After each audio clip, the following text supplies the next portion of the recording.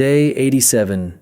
Time was no longer a river. It had become a swamp, a viscous, stagnant quagmire where each day was indistinguishable from the last, and the hands of the clock were frozen forever at 8:15. The teacher, Sensei Kenji Tanaka, sat on a flat stone warmed by the meager sun, near the entrance of the half-ruined temple that had become both their ark and their tomb. His face, once serene and smooth as rice paper, now resembled a map of a dried-up riverbed, a network of deep dark wrinkles on parchment skin.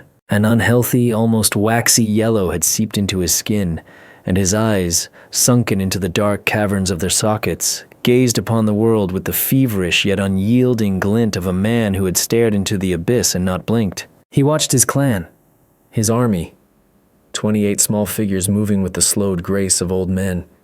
Originally there had been 30. 2 places in their ranks now gaped with an emptiness like knocked-out teeth. The children sat in a circle on the packed earth of the temple courtyard. Their movements were precise, measured, devoid of any fuss. Energy had become too precious a resource to waste on trivialities. They no longer played. Laughter had become as rare a guest as clean rain. Their school uniforms, a symbol of a past, carefree life, had decayed into earth-colored rags. Yet even in these tatters, one sensed not the chaos of poverty, but the strict discipline of an order.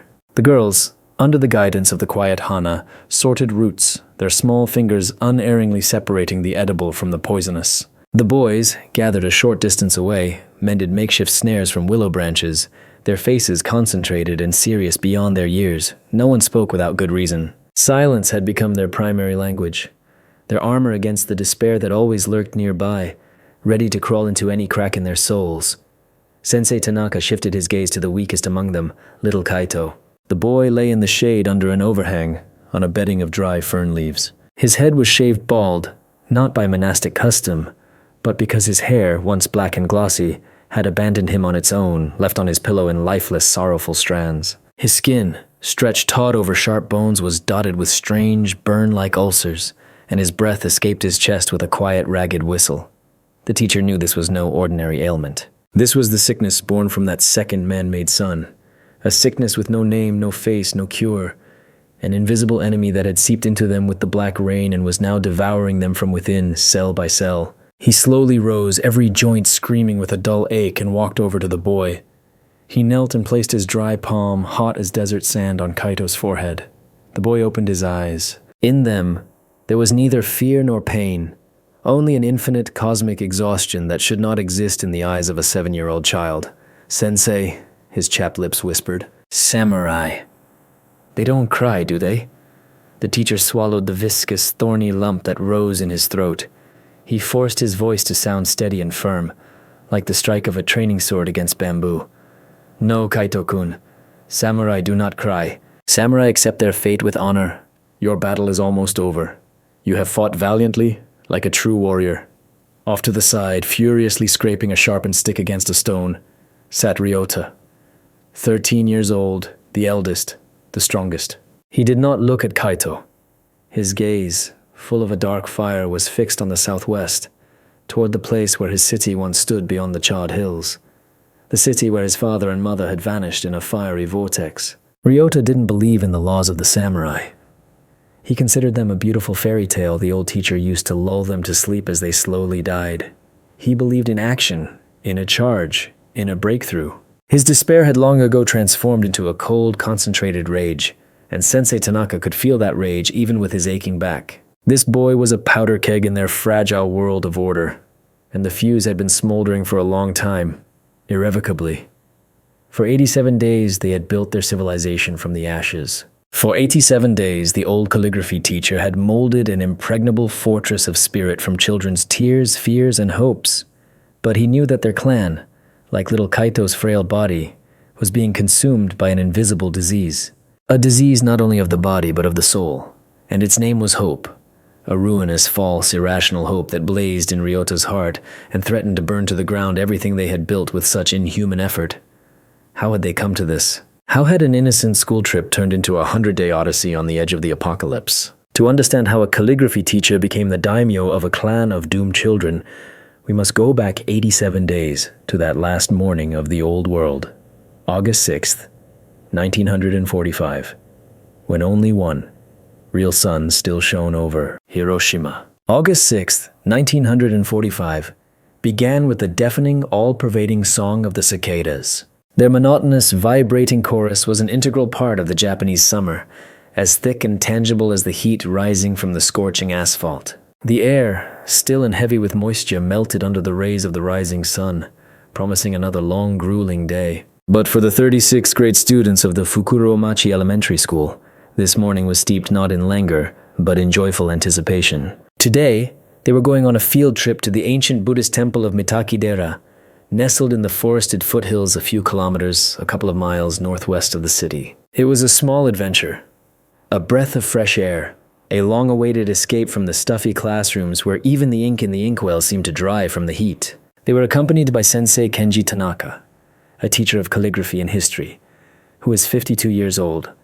He was a man from another era. While the war had made the faces of other teachers gray and stern, as if carved from stone, a quiet, almost old-fashioned wisdom lived in Sensei Tanaka. He moved smoothly, spoke softly, and even his worn but impeccably clean suit sat on him with a special, innate dignity.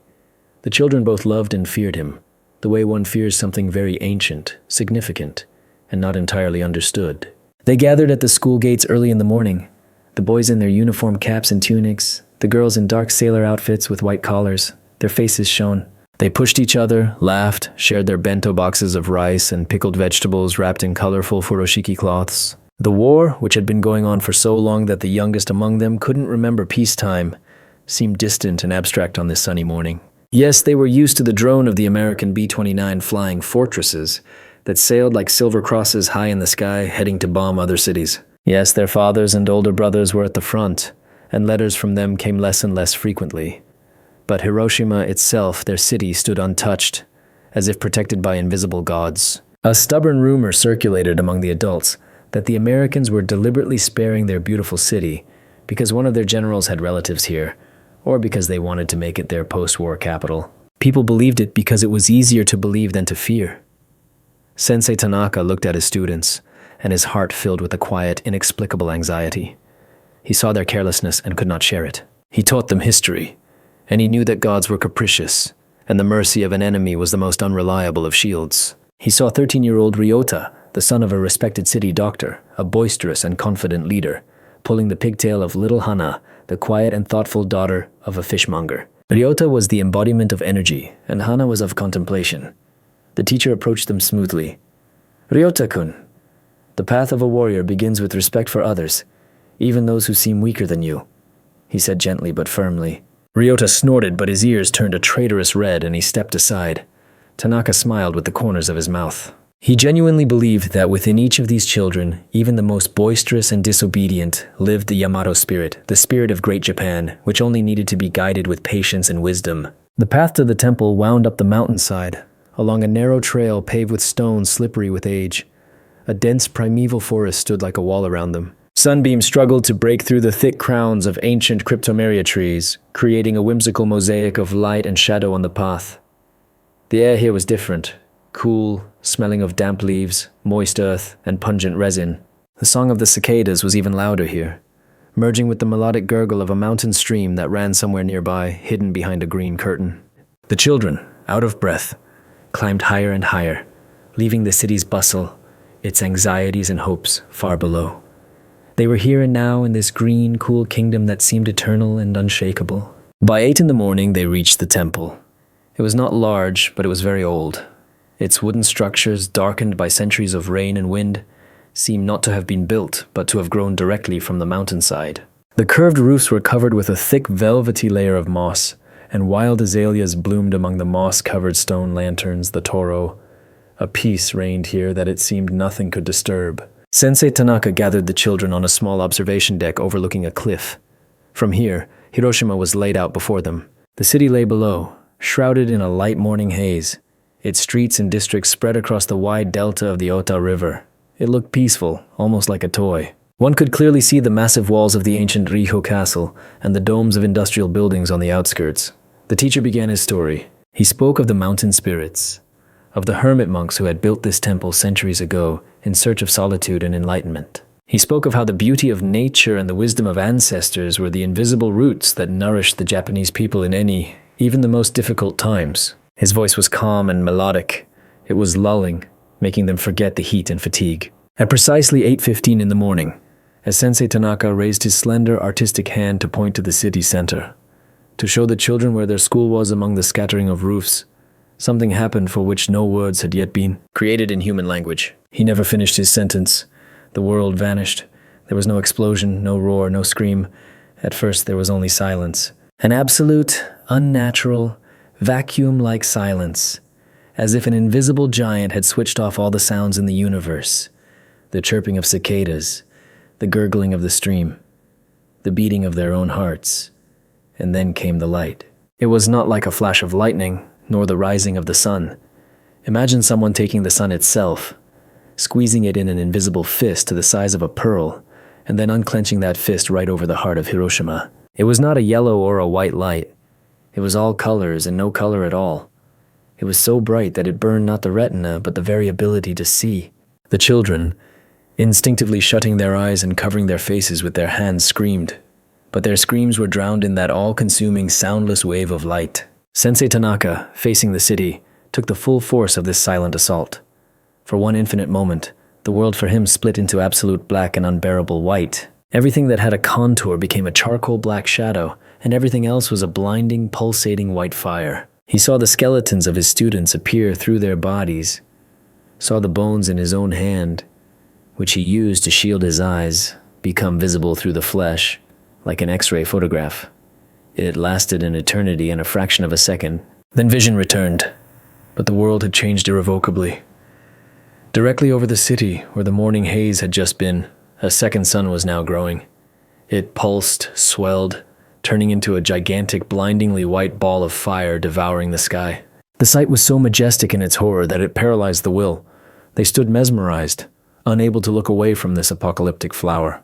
And only then, after about 30 seconds that felt like hours, did the sound arrive. At first, it was a low, guttural rumble that traveled not through the air but through the ground. The stones beneath their feet trembled, the trees shook as if being torn out by their roots. The rumble rapidly intensified, turning into a roar, a crash that seemed to split the very firmament of heaven. It was the sound of a world being born and dying at the same time. The shockwave slammed into the mountainside like the invisible fist of a titan. The air thickened, became solid as a wall, and that wall hurled them to the ground with a cruel, indifferent force. The children were scattered across the platform like dry autumn leaves. Sensei Tanaka, pressed into the carved wooden wall of the temple, felt his ribs crack with a sharp snap. All around, ancient cryptomeria trees broke with a deafening crash. Heavy tiles were torn from the temple roofs, and the stone Toro lanterns fell and shattered. The air filled with dust, leaves, small stones, and a deafening, mind-numbing roar. When the first wave passed, a relative quiet fell, broken only by the crackle of falling branches and the frightened, choked sobs of the children. Tanaka struggled to his feet, fighting a sharp pain in his chest. His ears were plugged, a constant ringing in his head. He looked around. The children were alive, terrified, bruised, and scraped, but alive. The ancient, massive temple structures and the dense forest, like loyal guardians, had absorbed the main force of the blow, protecting them. He rushed to them, helping them up, checking for serious injuries. Ryota, who had fallen just inches from the cliff edge, had only a deep scratch on his cheek. Little Hana was crying, clutching her bruised arm, gritting his teeth against the pain. The teacher examined each one. A miracle. An incredible, inexplicable miracle. They were all alive. But when he looked up again at the city, he understood that the word miracle had lost all meaning. Where Hiroshima had been, a firestorm now raged. Above it, swirling and shimmering in all shades of yellow, orange, and crimson, grew a monstrous mushroom, rising higher and higher, piercing the clouds with its ugly cap. It was an apocalyptic vision, like the ancient woodblock prints depicting Jigoku, the Buddhist hell. One by one, the children got to their feet and stared at the same sight. Their crying ceased, replaced by a stunned, horrified silence. They were looking at the funeral pyre of their city, their home, their past life. They did not yet understand what had happened. They did not know the words atomic bomb or radiation. They saw only that their world, the world of their parents, friends, and neighbors had in an instant turned into a fiery inferno. Staring at that monstrous cloud, which began to slowly change color to a dirty violet, Sensei Tanaka understood one thing with absolute chilling clarity. There was no rescue to wait for. There was likely no one left to rescue. The old world with its rules, laws, and promises had burned in that flame, and he, Kenji Tanaka, a calligraphy teacher, was now solely responsible for the lives of these 30 children, trapped with him on this island in the middle of a sea of fire. In that moment, he realized if they were to survive, he had to become more than just a teacher to them. He had to become their law, their hope, and their fortress, even if it meant becoming a merciless tyrant. The first few hours after the catastrophe were spent in a state of paralyzing stupor. The children, huddled together in a trembling group in the center of the temple courtyard, sat on the ground, unable to tear their eyes from the monstrous spectacle on the horizon. The mushroom cloud was slowly losing its distinct shape, spreading across the sky and turning into a gigantic, grotesque, dirty violet thundercloud. It slowly but inexorably blotted out the sun, and the day that had begun so dazzlingly was plunging into an ominous, unnatural twilight. Sensei Tanaka, fighting waves of sharp pain from his broken ribs, tried to establish some semblance of order. He made the children take shelter in the main temple hall, away from the precarious walls and the broken branches hanging overhead. His voice, usually soft and calm, became firm and commanding. He gave short, clear commands, and the children, their minds paralyzed by shock, obeyed automatically, thoughtlessly. Their minds refused to accept reality, clinging to the habit of obeying their teacher. Then the rain began. But this was not an ordinary summer shower. Large, heavy black drops fell from the sky. They were sticky and oily to the touch and left dirty, greasy stains on skin and clothing. The rain brought a strange, acrid smell, like that of cinders and burnt metal. The children, parched with thirst and not understanding the danger, reached their hands out to it, turned their faces up, tried to catch the drops on their tongues. Tanaka watched this in horror. His intuition, based on his knowledge of history and nature, screamed at him that this rain carried death. He did not know it was a radioactive fallout, but he felt with his entire being that this water was poisoned by the very essence of that monstrous fire. "Inside the temple now!" he shouted, louder than he ever had in his life, and his cry echoed off the surrounding cliffs. "Do not touch this water!" "Close your mouths." He herded them inside like a shepherd driving a frightened flock of sheep during a storm. Inside the temple, it was dark and cold. The children pressed against each other, trembling with fear and shock. The first breakdowns began. Some sobbed uncontrollably, crying out their parents' names. Others thrashed about hysterically. A little boy named Yuki just sat, rocking back and forth, monotonously repeating one word like a mantra. "Mama, mama, mama." Ryota, having recovered from the initial shock, ran up to the teacher. "Sensei, we have to go to the city!" His voice broke with despair and impatience. "My parents are there. My father is a doctor. People need him." Tanaka placed a heavy hand on his shoulder. "Ryota-kun, look outside. There is no city. There is a fiery hell. To go there now is certain death." "But we can't just sit here and wait," the boy cried. "We can, and we will," the teacher cut him off. "Our first and only duty now is to survive."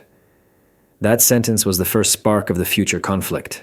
Ryota looked at the teacher with hatred and disbelief. For him, a 13-year-old boy, the words duty and honor were empty sounds compared to the lives of his father and mother. By evening, the black rain had stopped. The twilight deepened into an impenetrable darkness. The city below continued to burn. A vast, sinister glow painted the low clouds a blood-red color, and against this backdrop, the charred silhouettes of trees looked like skeletal hands reaching for the sky. The teacher conducted the first inventory. What did they have? A little rice and dried vegetables in the bento boxes they had brought for a single day. A few canteens of water, now seeming priceless. A penknife belonging to one of the boys. A box of matches that had miraculously survived in Tanaka's own pocket. And that was all.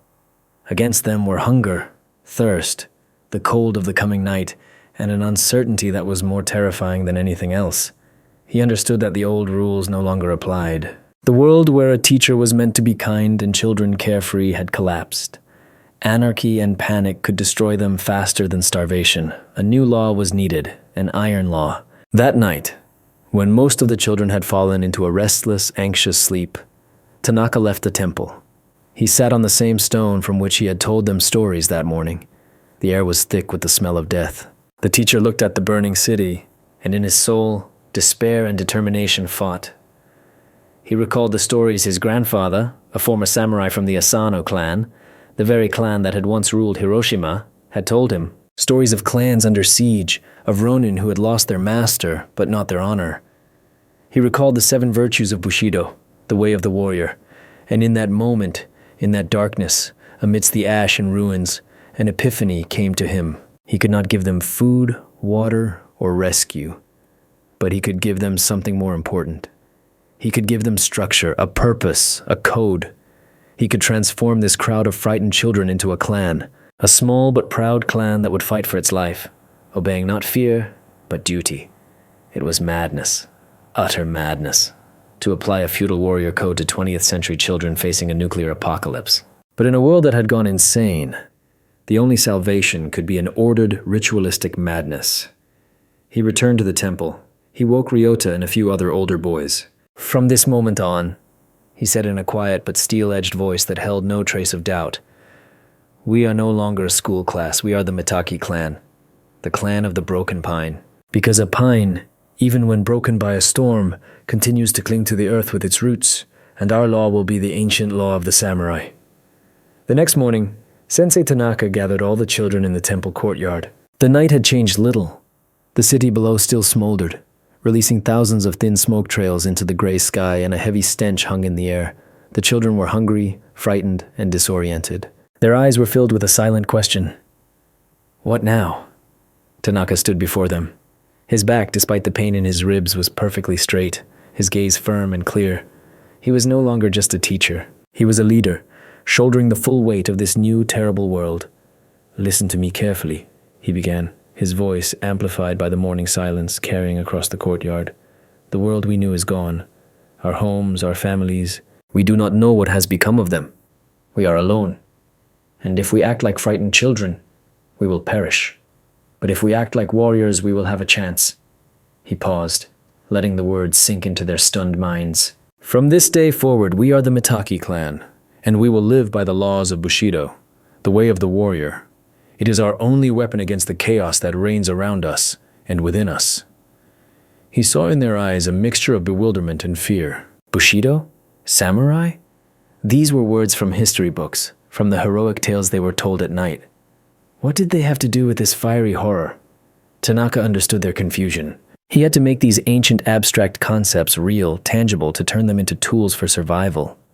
The first law of Bushido, he continued, raising one finger, is gi, yi, justice and righteousness. This means that all our supplies, food and water, are now communal.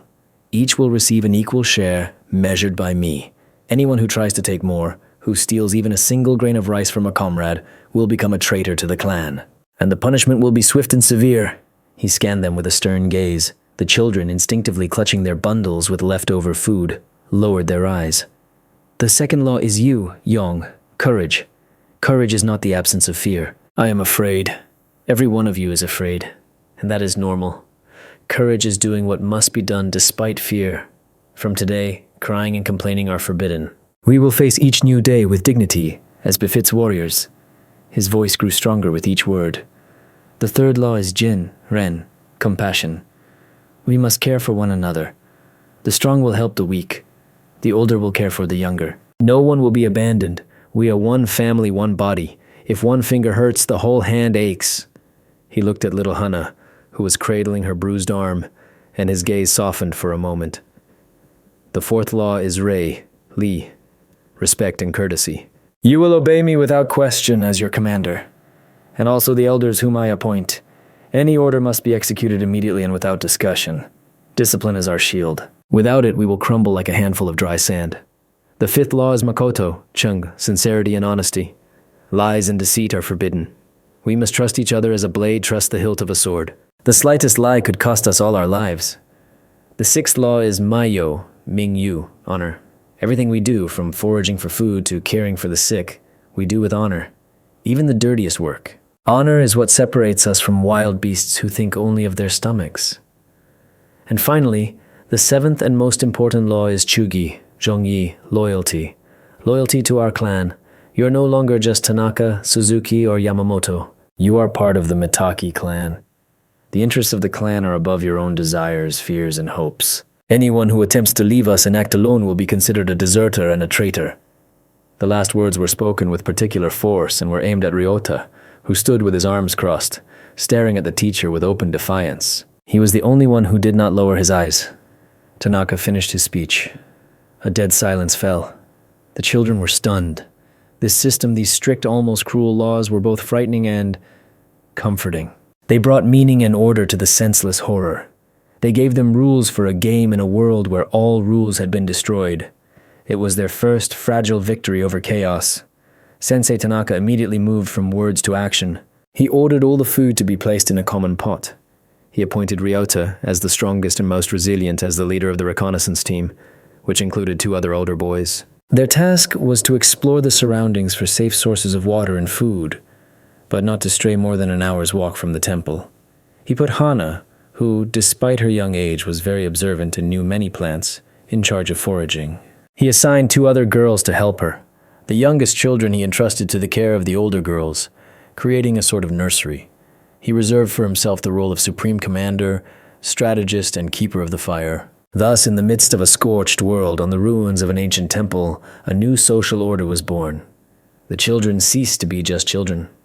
They became scouts, foragers, nurses, guards. Everyone had a role, a responsibility, a duty. And this saved them from the paralyzing terror of loneliness and hopelessness. This was their unexpected weapon, an ancient code that transformed a group of victims into a disciplined survival unit. But they did not yet know that their real enemy was not hunger or fear. It was already inside them, invisible and merciless, brought by the very black rain they had at first, in their ignorance, mistaken for salvation. The first weeks of the Mitaki clan's existence were governed by a harsh but life-saving rhythm, beaten out by Sensei Tanaka like an expert drummer. They rose with the first rays of the sun, which now struggled to break through the murky haze that perpetually hung over the world. Morning meditation. They sat in the lotus position and learned to control their breathing to calm their minds and quiet the gnawing hunger. Then, a roll call, during which the sensei looked into each child's eyes, checking not only their physical, but also their moral state. After that, a meager breakfast, a few spoonfuls of cold rice porridge from the day before, or a handful of edible roots. After breakfast, the clan split into squads, and the daily war for life began. The scouts, led by Ryota, went out searching. They moved cautiously, from cover to cover, like the real ninjas from the children's stories the teacher described to them. Their most important and valuable discovery was a mountain stream which, fortunately, was located above the temple, meaning its water was not poisoned by runoff from the scorched earth. The water in it was clean and ice cold. It was their salvation, their source of life.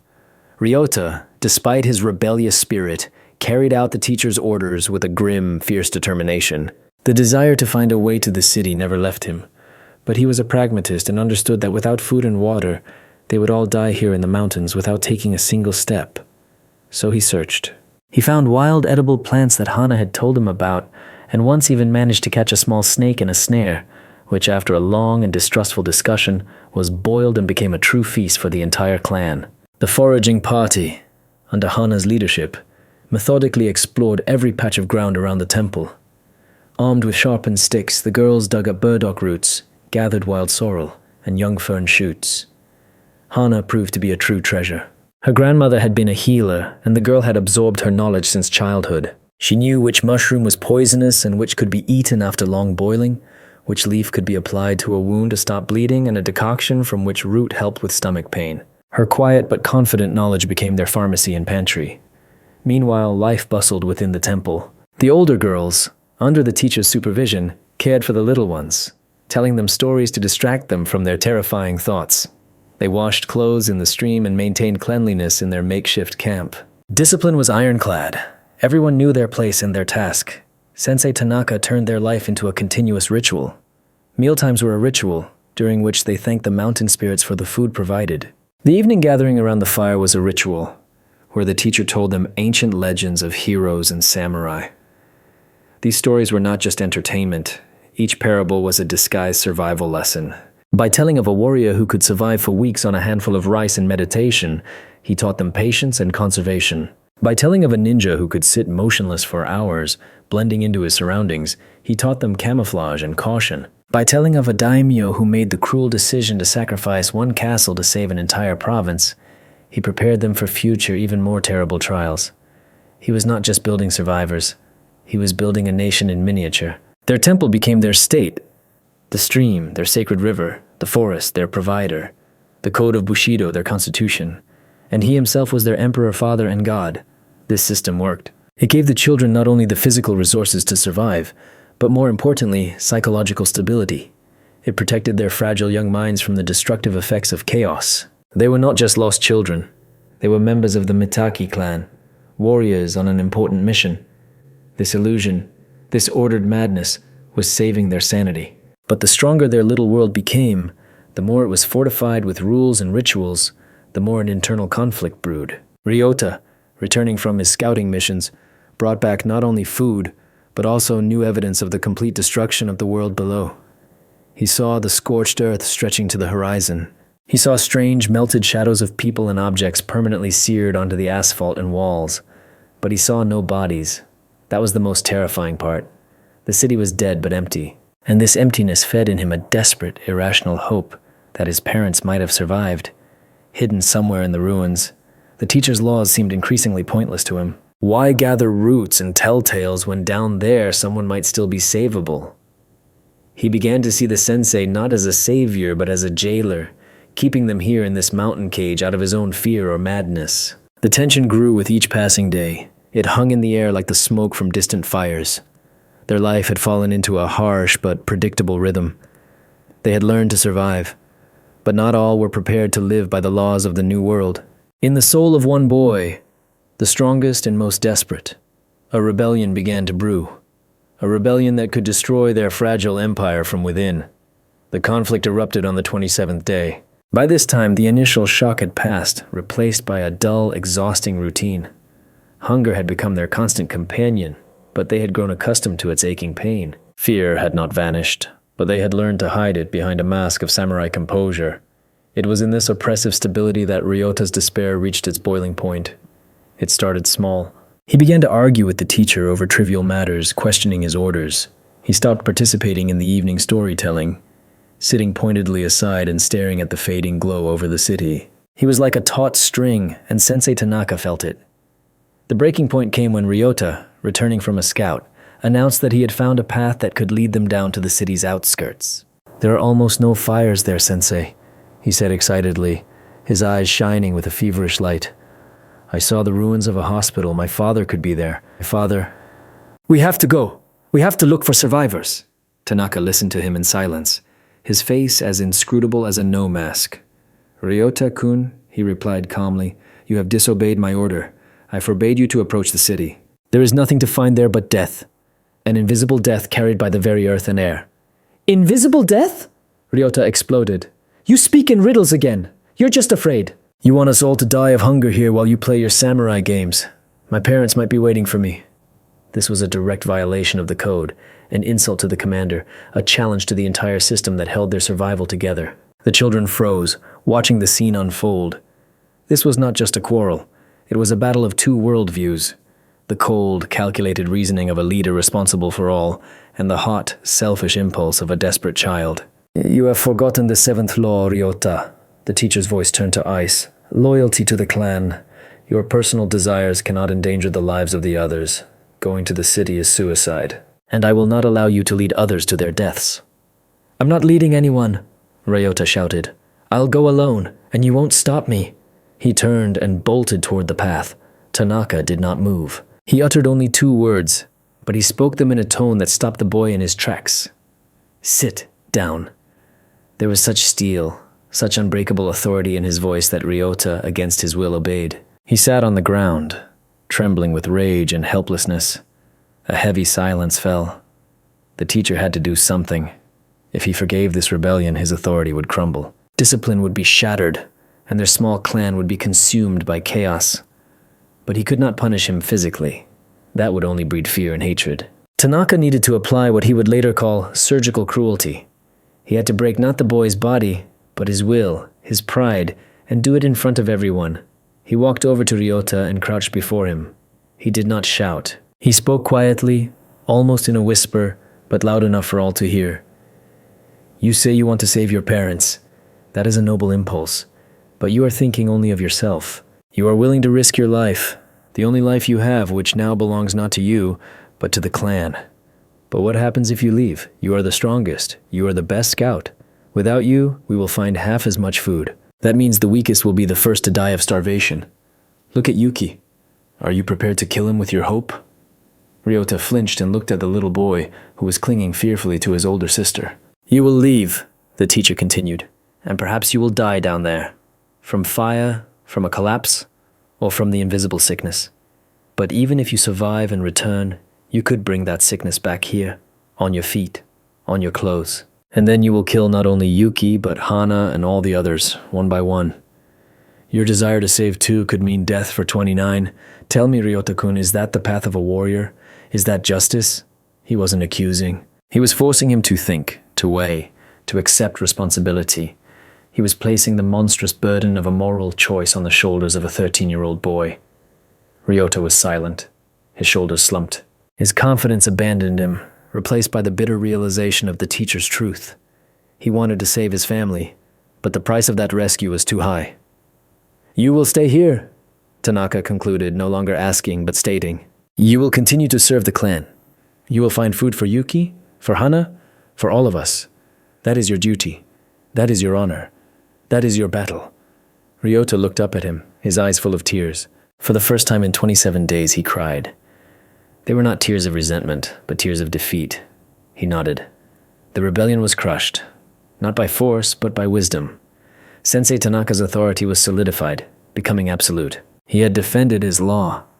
But while they dealt with their internal struggles, while they fought their small private war, they failed to notice that their true ultimate enemy had already begun its attack. Silently, stealthily, it was infiltrating their bodies, preparing for its final devastating assault. After Ryota's rebellion was quelled, a period of fragile, almost sinister calm settled over the clan. Discipline grew even stricter, the rituals more rigid. It seemed they had defeated all visible enemies: hunger, anarchy, internal strife. They had created their own small, self-sufficient universe, living by the laws of honor and duty. But it was at this very moment that the abyss they had so carefully tried to ignore stared back at them. The greatest trial did not come from without. It came from within. 7-year-old Kaito was the first to fall ill. At first, it seemed like a common cold. He became listless, apathetic, refusing to eat. Then he developed a fever. Sensei Tanaka and Hana tried to treat him with herbal teas, but nothing worked. Then the boy's hair began to fall out. First a few strands on his pillow, then entire clumps. It was unnatural and terrifying. The children watched with superstitious horror. They began to whisper that it was a curse, that the evil kami spirits were angry with them. Tanaka forbade such talk, but he himself felt an icy coldness clutch his heart. He suspected the true cause, the black rain, the same sticky, poisonous rain that had drenched them on the first day. He had seen its traces on the stones, dark, indelible stains, and he understood that this poison had entered their bodies. Soon the symptoms appeared in other children, first among the youngest and weakest: bleeding gums, strange purple spots on the skin that wouldn't go away, constant nausea, and a weakness that kept them from getting to their feet. Their small infirmary in a corner of the temple grew more crowded each day. This was an enemy against which their code was powerless. It could not be defeated with courage or discipline. It could not be tricked with cunning. It was invisible, inaudible, and inescapable. The teacher himself began to feel its presence in his own body. He was plagued by bouts of dizziness, an aching pain in his bones. He realized his own time was limited, but he could not show his weakness. Now, more than ever, he had to be a rock for them, an unbreakable symbol of will. He redoubled his efforts to maintain their morale. He made those who could still move perform physical exercises disguised as samurai training. He held calligraphy lessons, drawing the characters for patience, hope, and life on pieces of bark. He forced their minds to work, to keep them from drowning in despair. The culmination of this struggle was Kaito's illness. His condition worsened by the hour. His small body became a single open wound. He was barely conscious, only occasionally whispering his mother's name in his delirium. The children watched his agony, and their samurai composure began to crack. A primal terror was frozen in their eyes. They saw their own future in him. One night, as Tanaka sat by the dying boy's bedside, Ryota approached him. He sat down silently beside him. There was no longer hatred in his gaze, only infinite pain and guilt. "Is it because of me, Sensei?" he whispered. "Did I bring this curse when I went against you?" Tanaka looked at him. In that moment, he saw not a rebel, but simply a frightened child searching for answers. "No, Ryota-kun," he replied softly. "You are not to blame for this. We are all fighting the same battle. It is just that our enemy is different now. He is not outside. He is inside each of us." They sat together in silence, listening to Kaito's ragged breathing. And in that moment, something happened that finally forged their clan into one. Ryota, the strongest and proudest of them all, took Kaito's small, hot hand in his, and he began to tell him a story. In a quiet, breaking voice, he told a tale of a little warrior who went on a journey to fight an invisible dragon. It was an act of pure compassion, of Jin, the virtue the teacher had spoken of. It was his surrender to the laws of the clan, his true initiation as a samurai. Kaito died at dawn on the 88th day. His death was quiet and almost imperceptible. He simply stopped breathing. It was a terrible blow to the children, but thanks to the teacher's preparation, they met it not with hysterics, but with solemn grief. They buried him according to the rituals the sensei had devised. Each placed a smooth white stone from the stream on his grave. It was their farewell salute to a fallen warrior. Kaito's death was the point of no return. They had defeated the invisible enemy, not the sickness itself, but the fear of it. They accepted it as part of their fate. They learned to live and die with honor. Their brotherhood, forged in shared grief, became unbreakable. They were on the verge of complete physical exhaustion. Many could barely walk, but their spirit was stronger than ever. And it was at this very moment, when they had reached the depths of despair and found new strength within it, that fate had one last strange twist in store for them. On the 100th day of their confinement, the lookout perched on the temple roof let out a cry. But it was not a cry of terror, it was a cry of astonishment. On the 100th day of their isolation, the world seemed to have finally frozen in its tragedy. The sky over Hiroshima was perpetually gray with ash and dust that had never fully settled. The forest around the temple stood silent and wary. The children, emaciated by sickness and hunger, moved like shadows, performing their daily duties with the automatism of sleepwalkers. They no longer expected rescue. Their world had shrunk to the size of the temple courtyard, and time to the cycle of day and night. The death of Kaito, and another little girl, Miki, after him, had become part of their existence, a sad but inevitable ritual. They had learned to live on the edge of the grave. And then, into this deafening silence, came the cry. The boy on lookout duty, perched on the roof's ridge, was shouting and waving his arms frantically. Sensei Tanaka and those who could stand ran out into the courtyard. At first they understood nothing, but then they heard it. A strange, unfamiliar sound. A steady mechanical rumble approaching from the direction of the ruined city. And then they saw them. 3 figures appeared in a gap between the charred trees. They were tall, dressed in strange green uniforms with shiny helmets on their heads. They held weapons unlike Japanese rifles, and they spoke in a foreign, guttural language. They were American soldiers. A patrol sent to assess the radiation levels on the outskirts of the impact zone. To the children, who had lived in isolation for 100 days, seeing only each other, these men seemed like aliens from another planet. They were so big, so healthy. Their faces were pink, and their movements were quick and confident. The contrast between them and the emaciated, ghost-like children was monstrous. The soldiers in turn froze in astonishment. They had expected to see a scorched wasteland, not a camp inhabited by children living in a strict, almost military order. They saw little girls who, upon spotting the strangers, did not run to them crying but formed a line behind their teacher. They saw Ryota step forward and stand between the sensei and the soldiers, clutching his sharpened stick like a samurai sword. The children's first reaction was not joy but fear and distrust. Who were these gaijin? Enemies. Had they come to kill them? Sensei Tanaka stepped forward. He was the only one who knew a little English. He raised his hands, showing he was unarmed. "We are civilians," he said slowly, choosing his words. "Schoolchildren, we survived the flash." The officer commanding the patrol, a tall man with tired eyes, lowered his rifle. He looked at Tanaka, at these children in rags, at their neat camp, at the fresh graves with white stones, and a look of shock crossed his face. He said something into his radio. The euphoria of rescue, when it finally came, was brief and hysterical. The children cried, laughed, hugged each other. It was over. Their odyssey had ended. But this joy was quickly replaced by a bitter disappointment. Their saviors were kind, but they were outsiders. They gave them chocolate, which tasted cloying and fake to the children after the bitterness of roots. They treated their wounds with a fragrant, stinging liquid.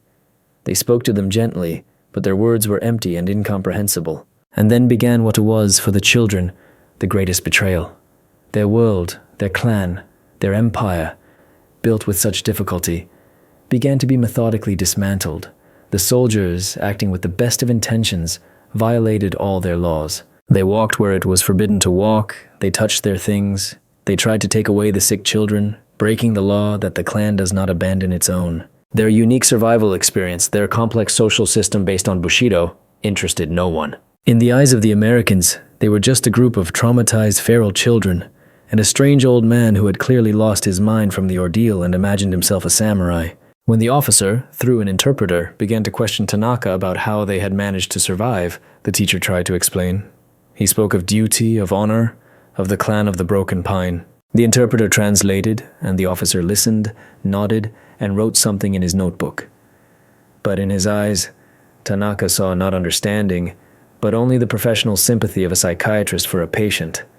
They didn't believe him. To them, it was just delirium, a psychological defense mechanism. Their feat, their 100-day war for humanity, was written off as post-traumatic stress. Rescue had turned into a new prison, a far more terrible one. A prison of misunderstanding and oblivion. The children were loaded into trucks. As they drove away, Ryota looked back one last time at their temple, their fortress, their home. He saw one of the soldiers casually kick the pyramid of white stones on Kaito's grave, and the stones scattered. In that moment, the boy understood. They had survived hell only to return to a world that couldn't care less. Their small war had been won, but the larger war, the war for memory and dignity, they had just lost. The fate of the Mitaki clan after their rescue was brief and tragic. They were taken to a crowded field hospital set up at a surviving military base. Here their world finally fell apart. They were separated, boys to one tent, girls to another. The sick, whose condition was critical, were immediately sent to a separate, isolated ward. Their brotherhood, their clan, bound by common grief and a common law, was destroyed by a single stroke of a pen on a medical chart. The children who had been warriors for 100 days were once again just patients, objects of study. They were washed, their hair was cut, and they were changed into identical hospital gowns. American doctors, encountering the effects of radiation sickness for the first time, examined them with scientific curiosity. They were kind, but their kindness was cold and sterile. They treated the symptoms, but they could not heal the soul. Sensei Kenji Tanaka was placed in a separate room. As the group's leader, he was subjected to numerous interrogations. American counterintelligence officers tried to determine if he was a spy, if he had been on some secret mission. His stories about Bushido and the clan only strengthened their opinion that the old man was insane. His unique pedagogical and psychological experiment, which had saved the lives of 28 children, was classified as group hysteria induced by extreme conditions. His heroic feat was buried in a file stamped secret. The teacher's physical condition deteriorated daily. Away from his students, deprived of his mission, he faded. The invisible sickness he had held at bay for so long with sheer willpower claimed him. He died 2 weeks after the rescue, utterly alone in a hospital bed. In his last words to a young nurse, there were no complaints, no fear. He simply whispered, "Tell my warriors, they fought honorably." The nurse did not understand what he was talking about. Of the 28 rescued children, 10 more died within the next year. Their young bodies could not cope with the effects of radiation. They were buried in mass graves without names as anonymous victims of a great tragedy. The fate of the survivors was unenviable. They became hibakusha. Explosion affected people. A word that became a stigma for the rest of their lives. They were shunned, feared for being contagious. It was difficult for them to find work, to start families. They carried the invisible seal of the catastrophe. Ryota survived. He found distant relatives in a village near Kyoto.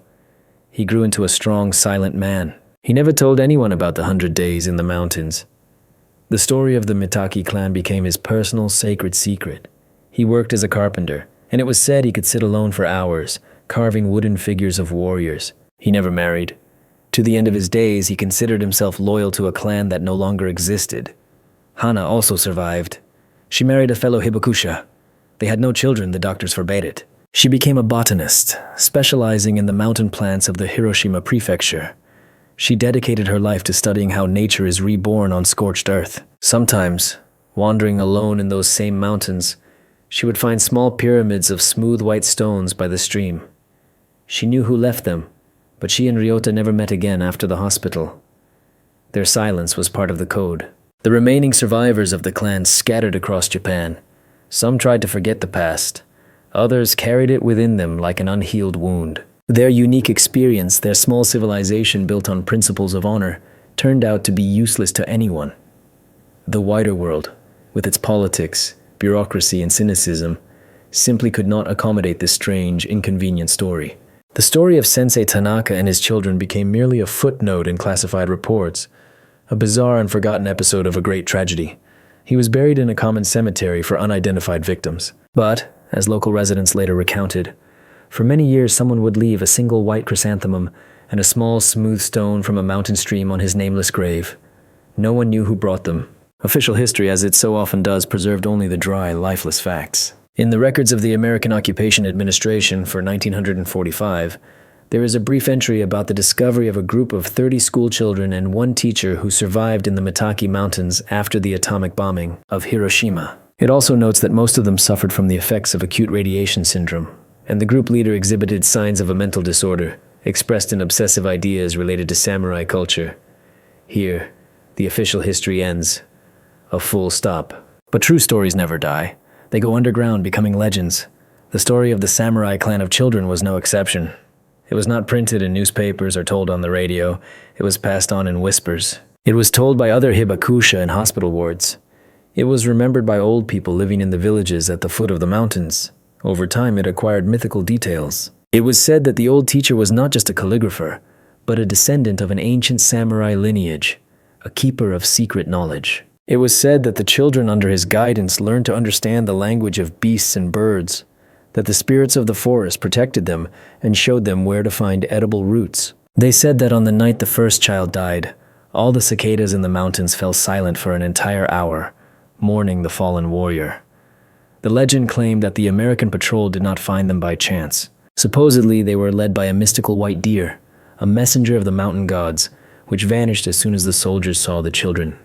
This story became a parable about how when the world of men collapses, ancient laws come to the rescue, the laws of honor in nature. About how even at the epicenter of the most terrible creation of human genius, the nuclear weapon, salvation can be found in the wisdom of ancestors. The story of the Mitake clan became a symbol of the unbending Japanese spirit, which, like a broken pine, continues to cling to life even on scorched earth.